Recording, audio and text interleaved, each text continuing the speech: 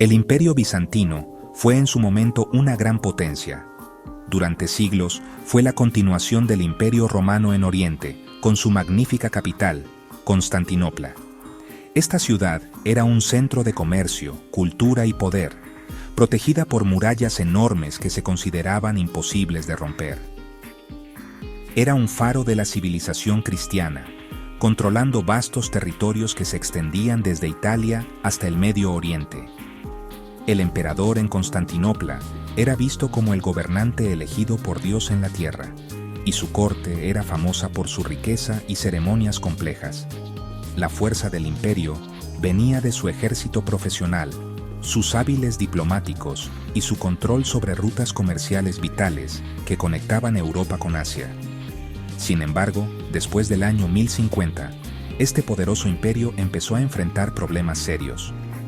Un periodo de inestabilidad política debilitó al gobierno central, con emperadores que subían y caían rápidamente. Esta debilidad interna dejó al imperio vulnerable ante sus enemigos. En los Balcanes, al norte, los pueblos eslavos y el ambicioso imperio búlgaro empezaron a presionar las fronteras bizantinas. Lucharon guerras largas y duras, desgastando poco a poco los territorios europeos del imperio. Estos conflictos agotaron el tesoro bizantino y forzaron al ejército a luchar en varios frentes, llevando sus recursos al límite. La pérdida de estas tierras fue un golpe muy duro para el prestigio y la economía del imperio. Al mismo tiempo, surgió una nueva y formidable amenaza desde el este. Tribus túrquicas, conocidas como los selyúcidas, migraron hacia Asia Menor, el corazón del imperio bizantino. Estos guerreros eran jinetes expertos y buscaban nuevas tierras donde asentarse. En 1071, en la batalla de Manzikert, los turcos selyúcidas infligieron una derrota catastrófica al ejército bizantino y hasta capturaron al propio emperador. Esta batalla fue un punto de inflexión. Abrió toda Asia Menor a la colonización turca. Los selyúcidas establecieron su propio estado, el sultanato de Rum, en tierras que habían sido bizantinas durante siglos. Esta pérdida fue devastadora para el imperio. Asia Menor no era solo tierra, era la principal fuente de soldados, alimentos e impuestos para el Estado bizantino. Sin ella, el imperio quedó gravemente debilitado y ya no pudo reunir los grandes ejércitos de antes. Los emperadores en Constantinopla, desesperados, pidieron ayuda a los reinos cristianos de Europa Occidental, solicitando soldados mercenarios para luchar contra los turcos. Este llamado a la ayuda tendría consecuencias imprevistas y desastrosas, preparando el escenario para una traición aún mayor. El imperio quedó atrapado en una lucha por la supervivencia, presionado por enemigos tanto en el este como en el oeste. El llamado de ayuda de los emperadores bizantinos fue respondido, pero no de la manera que ellos esperaban. Los papas en Roma lanzaron una serie de expediciones militares conocidas como las Cruzadas, con el objetivo oficial de recuperar Tierra Santa del dominio musulmán.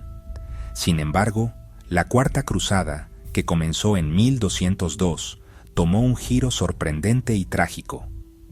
El ejército cruzado, compuesto principalmente por nobles franceses y marineros venecianos, fue desviado de su misión original. Los venecianos, que proporcionaron los barcos, eran rivales comerciales de los bizantinos y vieron la oportunidad de eliminar a su principal competidor en las lucrativas rutas comerciales del Oriente. En vez de navegar hacia Egipto para luchar, los cruzados fueron convencidos de atacar ciudades cristianas para pagar sus deudas con Venecia. Su viaje los llevó primero a la ciudad de Zara, en la costa del Adriático.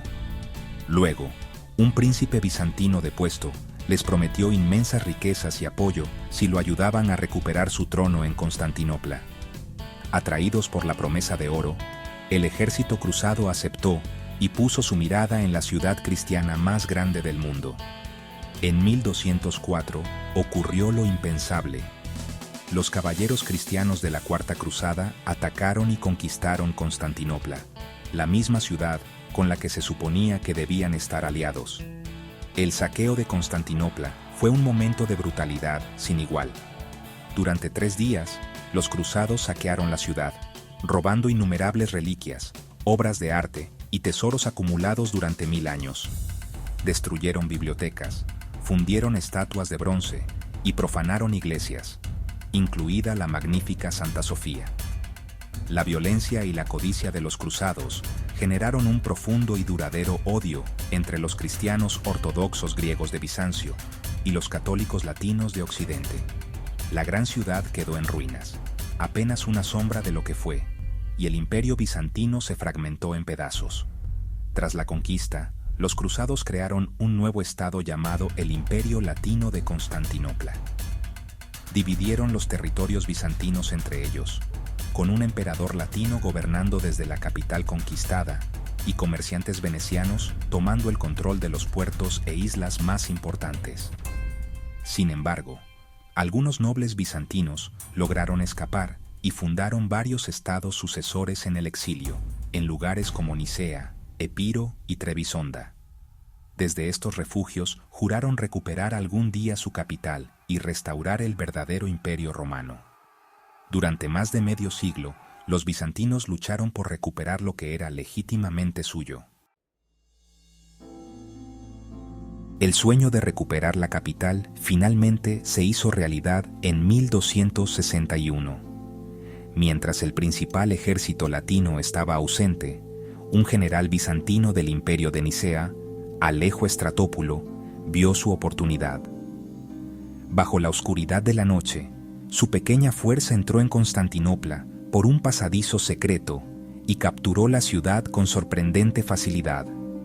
El emperador latino huyó en pánico, poniendo fin al efímero Imperio Latino.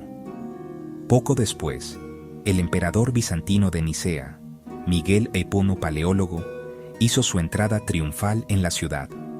El imperio bizantino fue restaurado y una nueva dinastía, la dinastía paleóloga, lo gobernaría durante sus 2 últimos siglos. Sin embargo, el imperio restaurado era una pálida imitación de lo que había sido. La ciudad de Constantinopla estaba despoblada y en ruinas tras décadas de dominio extranjero y abandono. Gran parte de su riqueza se había perdido, robada por los cruzados o gastada en guerras de reconquista. El territorio del imperio era mucho menor, consistiendo solo en la capital, partes de Grecia y una pequeña franja en Asia Menor. Estaba rodeado de vecinos poderosos y ambiciosos, como los serbios y búlgaros en los Balcanes y los distintos beyliks turcos o principados en Anatolia. Los emperadores paleólogos vivían en una crisis constante.